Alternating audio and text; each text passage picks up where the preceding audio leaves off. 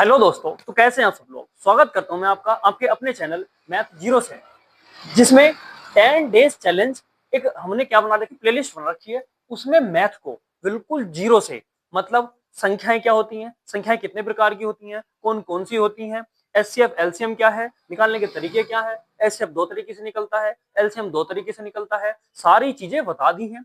Calculation 2 से कटने का नियम, 3 से कटने का नियम, 4 से कटने का नियम और 6 से 8 से, मतलब लगभग हमने 9 से कटने तक नियम पर बात कर ली थी।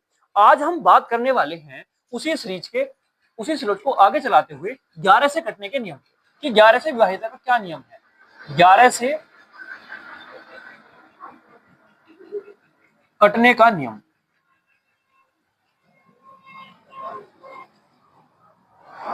ठीक है भाई।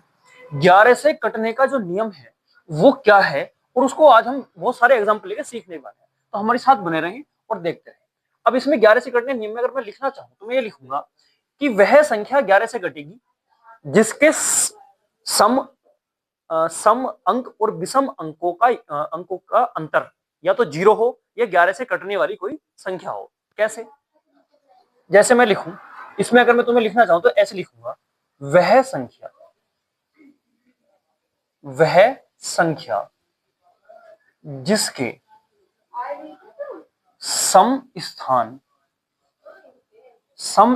पर आए अंकों तथा विषम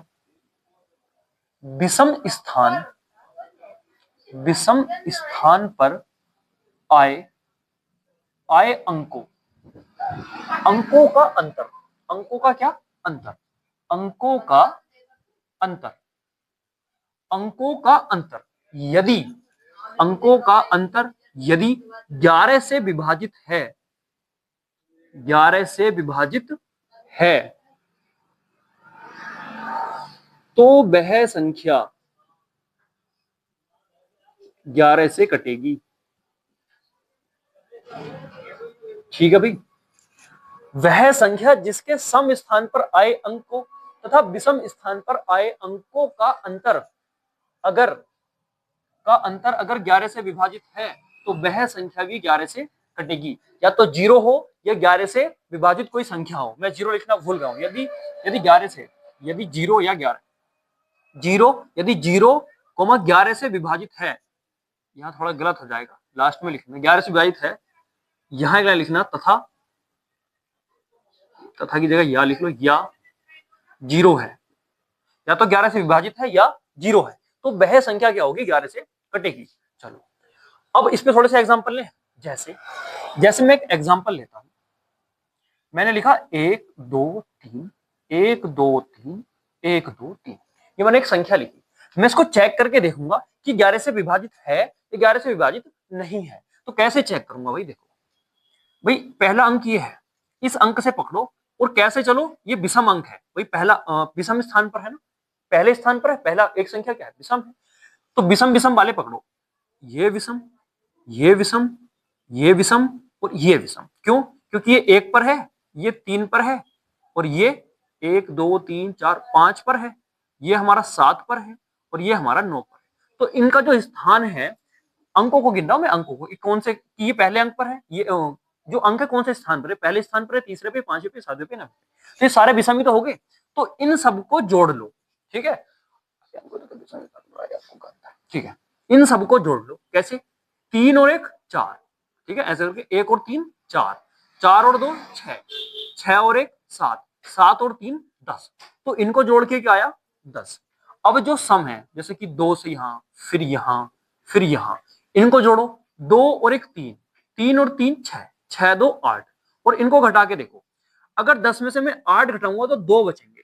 ना तो ये 0 है और ना ही ये 11 से विभाजित है, ना तो ये 0 आया इनका अंतर, ना ही 11 से विभाजित आया, तो मैं साफ साफ कह सकता हूं कि ये संख्या हमारी 11 से नहीं कटेगी। ठीक है, ऐसे चेक करते हैं। और एग्जांपल लेते हैं, जैसे मैं लिख दूं 7 9 8 7 6 5 3 2 4, मैंने एक संख्या लिख दी। ठीक है भाई, अब इसको चेक करेंगे क्या ये 11 से कट रही है या नहीं कट रही है। तो जब मैं इसको चेक करूंगा तो पहले विषम वाले लूंगा, यानी कि ये और ये विषम स्थानों पर आए हुए हैं। फिर ये सम है, सम स्थान पर है, सम स्थान पर है। तो पहले मैं विषम वालों का योग करूंगा, फिर मैं सम वाले अंकों का योग करूंगा, दोनों को घटा दूंगा और घटा के देखूंगा कि क्या ये 0 आया है या 11 से कटने वाली कोई संख्या आई है। ठीक है भाई, चलो 8 और 7 15, 15 और 6 21, ठीक है, 15 और 6 21, 21 और 3 24, 24 और 4 28। तो जो विषम वाले अंक हैं उनका योग 28 है।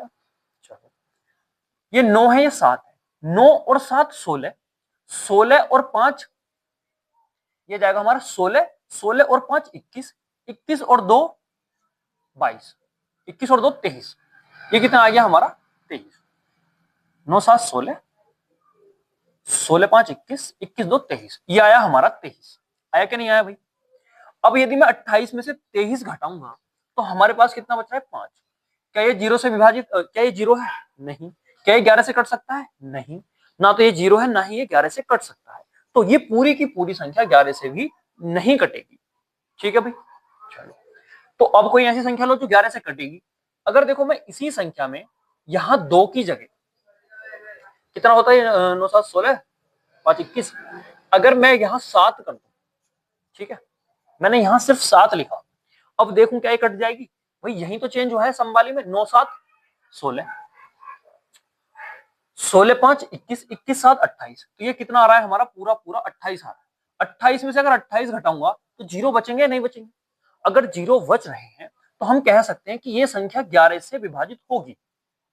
अब इसको करके देख लें, प्रूव करें इसको, क्या ये 11 से विभाजित है? क्या ये सत्य बात है? जैसे मैंने लिखा 8 7 6 5 3 7 4, ठीक है, ये लिखा। अब मैं इसको 11 से काट के देखता हूं कि ये कटेगी या नहीं कटेगी। चलो काटो, 11 सत्ते 77, ठीक है, कितना बचेगा यहां से? 77 था तो 2 बचेगा, 28 हो जाएगा।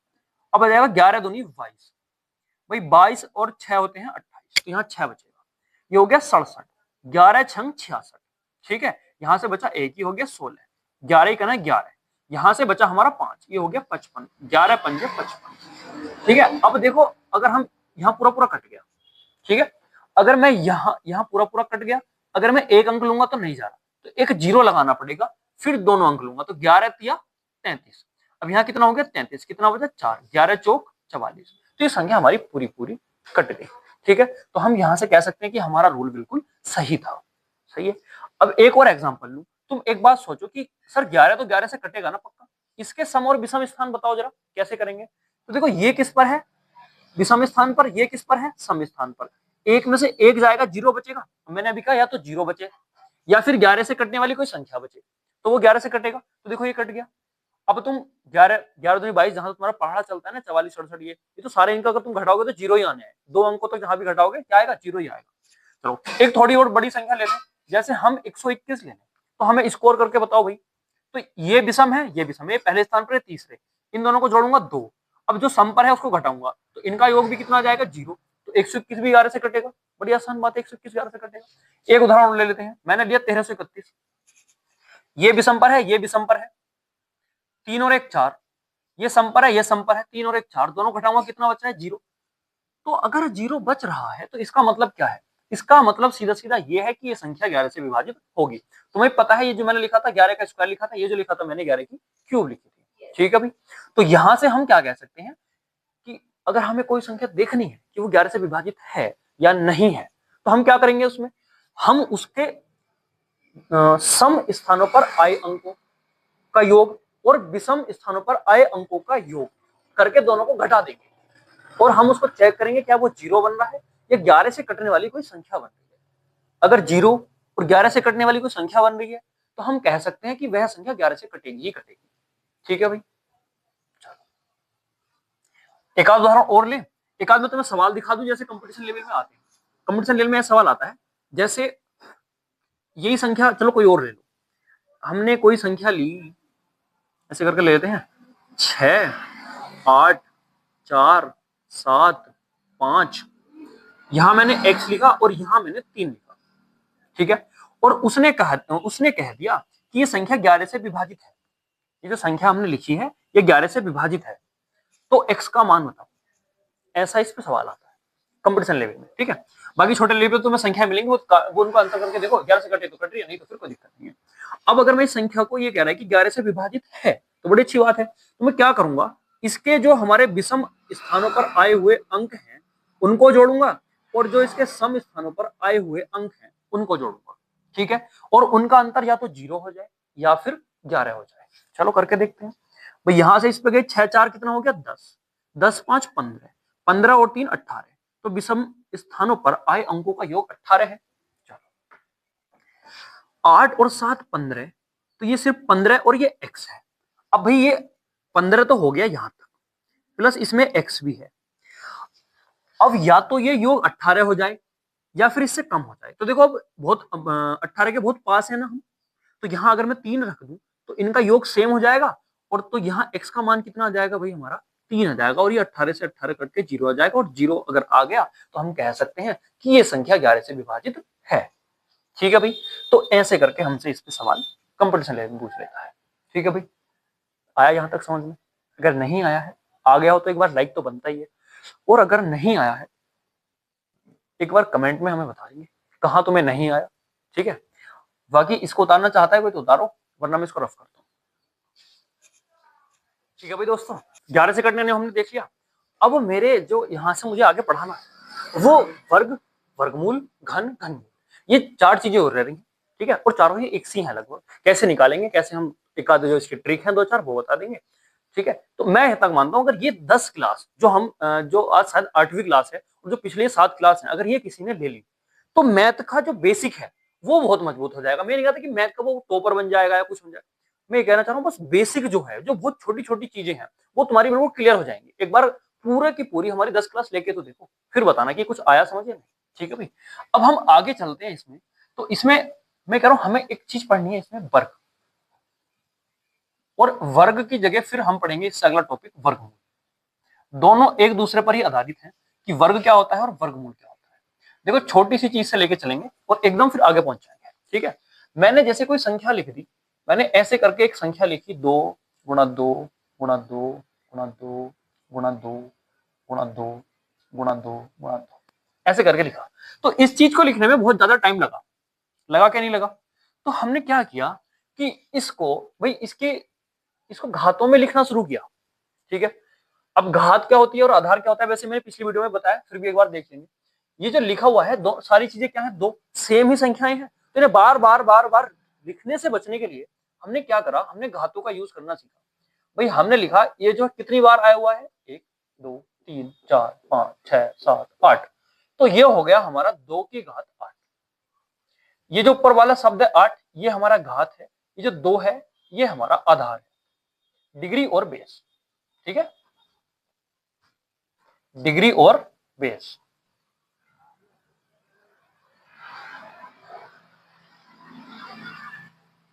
ठीक है भाई, इसको हम डिग्री या घात कहते हैं, इसको हम बेस या आधार कहते हैं। अब इसका मतलब क्या है, इसका मतलब है कि ये जो संख्या है, जो आधार है, ये 8 बार गुणा में लिखा हुआ है, ये वाला मतलब। और इसका मतलब क्या है, ये 2 की घात 8 लिखा हुआ है, ठीक है। तो ये थोड़ा सा घातों का मैंने बताया कि घात क्या है और आधार क्या है। इसमें आधार क्या है 2, घात क्या है 8। यहां तो कोई दिक्कत तो नहीं होगी, अब तो बता भी दी, अब क्या दिक्कत होगी। अब यदि मैं इसमें एक चीज देखूं तो हमें पढ़ना है वर्ग। वर्ग क्या है, जब मैं सेम संख्या को सिर्फ गुणा में 2 ही बार लिखूं, जैसे 2 गुणा 2 लिख दूं, 3 गुणा 3 लिख दूं, 4 गुणा 4 लिख दूं, 5 गुणा 5 लिख दूं, 6 गुणा 6 लिख दूं। ये सारे जो लिखे हैं मैंने, भाई इसको लिख सकता हूं मैं 2 की घात 2, इसको लिख सकता हूं मैं 3 की घात 2, इसको लिख सकता हूं मैं 4 की घात 2, इसको लिख सकता हूं 5 की घात 2, इसको लिख सकता हूं 6 की घात 2, ठीक है। अगर ऐसा है तो मतलब जिस भी आधार की घात 2 हो जाए उसे हम वर्ग कहते हैं, इसे हम वर्ग कहते हैं, वर्ग, किसी भी संख्या का वर्ग करना। इसका मतलब ये है कि ये जो है 6 की घात 2 है, तो 6 गुणा 6, ठीक है भाई, यहां तक आया समझ में। चलो ये वर्ग किसे कहते हैं, जिस संख्या की घात 2 हो वर्ग कहलाती है, ठीक है भाई, जिस संख्या की घात क्या हो 2 हो।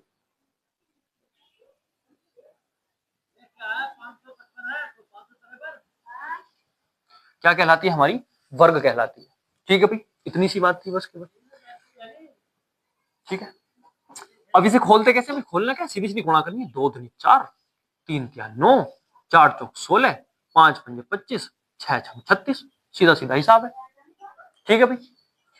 चलो, तो वर्ग समझ में आया क्या है? वर्ग बस इतनी सी बात है कि किसी भी संख्या के हम घात 2 कर दें तो वो वर्ग है, या उसी संख्या की उसी संख्या से गुणा कर दें तो वो वर्ग है। ठीक है। चलो, अब कुछ संख्याओं का वर्ग, जैसे थोड़ा सा तो याद भी होना चाहिए। जैसे 2 का वर्ग सीधा सीधा 4 हो गया, यहाँ लिखा हुआ है। 3 का जो वर्ग है वो क्या हो जाएगा भाई? 3 का वर्ग 9। ऐसे अगर मैं 4 का वर्ग लिख दूं तो क्या हो जाएगा? 16। देखो, तुम्हें 10 तक तो याद होगा। अगर मैं 11 का वर्ग लिख दूं तो वो कितना हो जाएगा? 121। ठीक है। ऐसे अगर मैं आगे चल के 12 का वर्ग लिख दूं तो वो हो जाएगा हमारा 144। 13 का अगर मैं वर्ग लिख दूं तो वो कितना हो जाएगा? 169। ठीक है भाई, 169। अब अगर मैं 14 का वर्ग लिख दूं तो ये आ जाएगा हमारा 196। अगर मैं 15 का वर्ग लिख दूं तो ये आ जाएगा हमारा 225। अगर मैं 16 का वर्ग लिख दूं तो ये आ जाएगा हमारा 256। अगर मैं 17 का लिखूं तो ये आ जाएगा 289। ऐसे ही 18 का लिखूं तो ये कितना आ जाएगा भाई? 324। और अगर मैं 19 का लिखूं तो ये कितना आ जाएगा भाई? 361। ठीक है। ऐसे अगर मैं 20 का वर्ग लिखूं तो वो कितना आ जाएगा? 400। आगे भी याद कर सकते हो तुम। 21 का कितना हो जाएगा? 441 हो जाएगा भाई। 22 का कितना हो जाएगा? 484 हो जाएगा भाई। तो लगभग 30 तक तो ये याद होने चाहिए। अब तुम गुणा करके लिख सकते हो। मैं क्या कर रहा हूँ? गुणा ही तो कर रहा हूँ ये। ठीक है। क्या इन्हें निकालने की कोई ट्रिक भी है भाई? बहुत अच्छी ट्रिक है। ठीक है, देखो क्या ट्रिक है। जैसे मुझे लिखना है, जो हमने लिखे इनमें से देख लो एक संख्या। जैसे मैंने लिखा 17। ठीक है। अगर मुझे 17 का वर्ग लिखना है तो कैसे लिख सकता हूँ? पहला अंक है 7, इधर से सीधे हाथ से। 7 का वर्ग क्या होगा? 49। 49 का 9 लिखो। कितने हासिल लग गए? 4 हासिल। 7 की 1 से गुणा करो। 7 इकना 7, या 1 की 7 से 1 सत्ते 7, और 7 दूनी 14। 14 और 4, 14 और 4 18, 18 का 8, 1 हासिल। अब 1 का वर्ग कर दो। 1 का वर्ग 1 और 1 हासिल का 2, तो कितना हो जाएगा? 289। अभी अभी लिखा हुआ है हमने 17 का वर्ग कितना होता है? 289। आई ट्रिक समझ में? अभी नहीं आई हुई। जैसे मैंने 22 का वर्ग लिख रखा है। अगर मुझे 22 का स्क्वायर करना है तो जो पहला वाला अंक है, जो हमारा पहला वाला अंक है, इसका स्क्वायर कितना होगा? 2 दूनी 4।